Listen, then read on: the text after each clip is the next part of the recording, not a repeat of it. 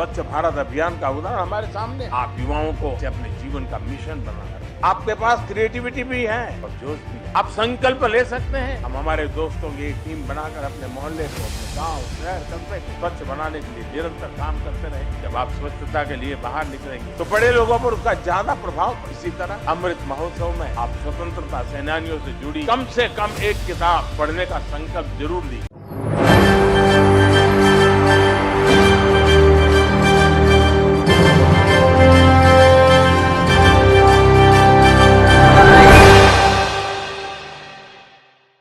नमस्कार, आपके साथ मैं हूं ऋतिक सविता। स्वागत है आपका SPN 9 न्यूज में। देश के प्रधानमंत्री हर बार जो है राष्ट्र के नाम संबोधित करते हैं। 15 अगस्त को भी अपनी स्पीच देते हैं, 26 जनवरी को भी अपना भाषण देते हैं, लेकिन भाषण के दौरान क्या वायदा करते हैं, क्या बोल जाते हैं, वो शायद उनको भी याद नहीं रहता है।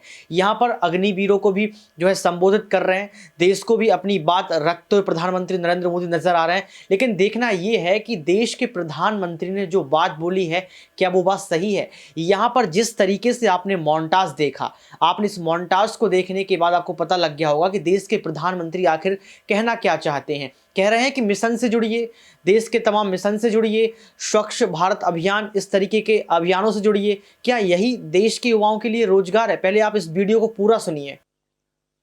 आपको आपके जीवन में समाज और देश को लेकर भी रखना है। जिस भी क्षेत्र में आपकी रुचि होगी, आपको उसमें आगे बढ़ना है। लेकिन लक्ष्य तक पहुंचने के लिए आपको बहुत सारे लोगों को अपने साथ लेना होगा। आपको टीम स्पिरिट से काम करना होगा। इसलिए जब आप अपने लक्ष्यों को, अपने गोल्स को देश के गोल्स के साथ जोड़कर देखेंगे तो आपकी सफलता का दायरा विस्तृत हो जाएगा। आपकी सफलता को दुनिया भारत की सफलता के रूप में देखेगी। डॉक्टर APJ अब्दुल कलाम, होमी जहांगीर भाभा और डॉक्टर CV रमन जैसे वैज्ञानिक हो, या फिर मेजर ध्यानचंद से लेकर आज के बड़े खिलाड़ियों तक, इन्होंने अपने जीवन में जो काम किए, जो मुकाम हासिल किए, पूरा विश्व उन्हें भारत की सफलता के रूप में देखता है। और उससे भी आगे दुनिया भारत की इन सफलताओं में अपने लिए नए भविष्य को देखती है। यानी ऐतिहासिक सफलताएं वो होती हैं जो पूरी मानवता के विकास की सीढ़ियां बन जाए। यही सबका प्रयास की भावना की असली ताकत है। साथियों, आज आप जिस कालखंड में हैं, उसकी और एक विशेष बात है।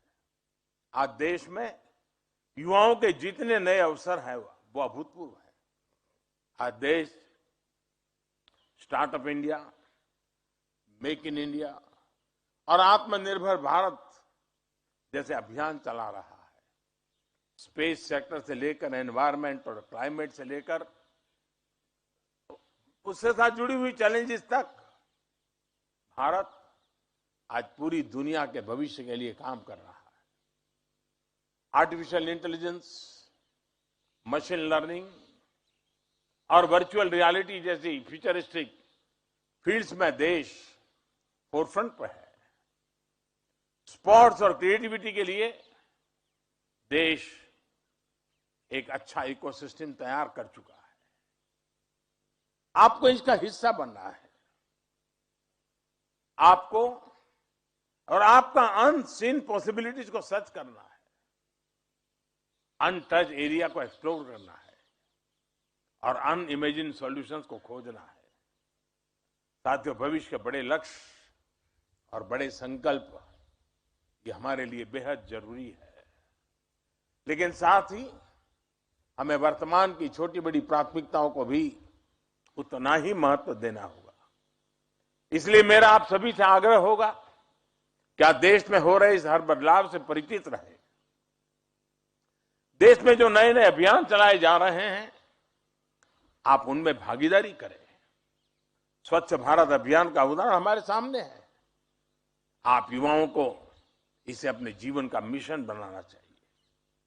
आपके पास क्रिएटिविटी भी है, और जोश भी है।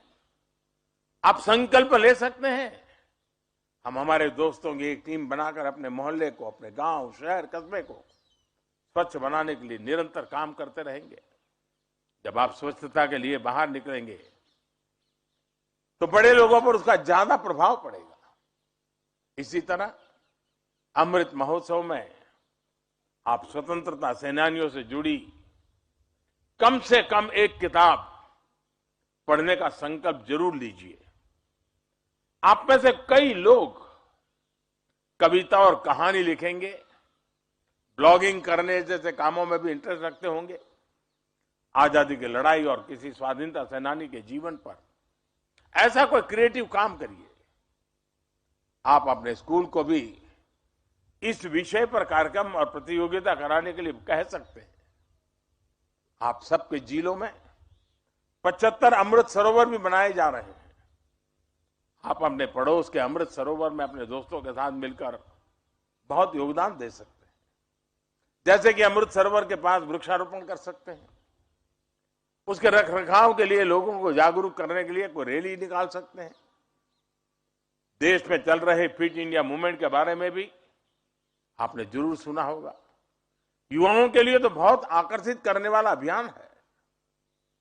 आप खुद तो इससे जुड़े ही, साथ ही अपने घर वालों को भी जरूर जोड़ें। आपके घर में रोज सुबह थोड़ी देर सब लोग मिलकर योग करें।